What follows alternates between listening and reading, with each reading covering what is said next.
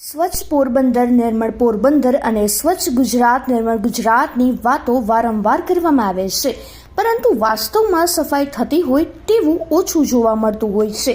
પોરબંદરમાં અવારનવાર ચોપાટી બીચ ઉપર સફાઈ અભિયાનનું નાટક યોજવામાં આવે છે અને તે અંતર્ગત જુદી જુદી સંસ્થાઓથી માંડીને સરકારી તંત્રના અધિકારીઓ અને રાજનેતાઓ હાથમાં સાવરણા પકડીને ફોટો સેશન કરાવે છે, સફાઈના માત્રની વાત કરે છે।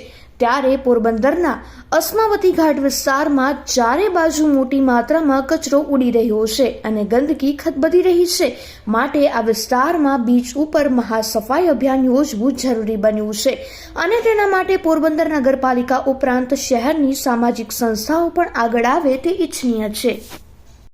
એક બાજુ સરકાર સ્વચ્છ ગુજરાત નિર્મળ ગુજરાતની વાતો કરી રહી છે, બીજી બાજુ બીચ ટુરિઝમ ક્ષેત્રે પોરબંદરને વિકસાવવા માટે પણ પ્રયત્નો થઈ રહ્યા છે, તો ત્રીજી બાજુ પોરબંદરના જુદા જુદા બીચ ઉપર ગંદકી ખદબદી રહી છે।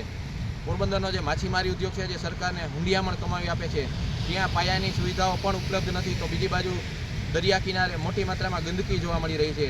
આ દ્રશ્યો છે અસ્માવતી ઘાટ વિસ્તારના છે કે જ્યાં ચારે બાજુ મોટા પ્રમાણમાં ગંદકી જોવા મળી રહી છે। સ્વચ્છતાની વાતો કરતી સરકાર અને જ્યારે સ્વચ્છતા અભિયાનનું આયોજન કરવામાં આવે ત્યારે ચોપાટી પર હાથમાં સાવરણા લઈને ફોટો સેશન કરાવતા નેતાઓએ પણ આ વિસ્તારમાં અસ્માવતી ઘાટમાં સફાઈ અભિયાન હાથ ધરવું જોઈએ। પોરબંદર રાજકારણ જિગ્નેશ